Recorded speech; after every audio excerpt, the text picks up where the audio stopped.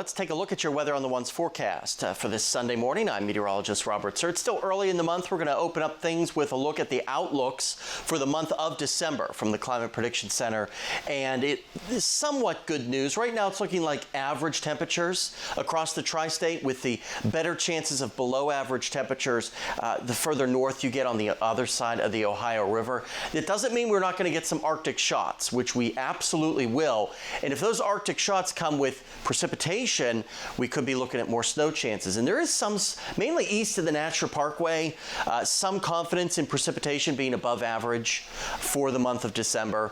So just keep that in mind as we go through the next several weeks here. And we're going to put the models out. This is the 7-day snowfall forecast for the entire Commonwealth. And you see over the next 7 days, not much for some of us, maybe a fresh dusting or a half inch or so, but nothing that rings alarm bells off over the next week or so. But we are looking at a big cool down, which you'll see here in just a second. A lot of clouds around today with chances for some showers and maybe even some snow showers as we get into the overnight hours. We are watching our next system that will take its time getting going, but by this evening here comes a little bit of shower activity, and as cold air filters in, it's going to try to change some of those showers over to a mix of rain and snow, and maybe just some straight snow showers for some, just in time for the Monday morning commute.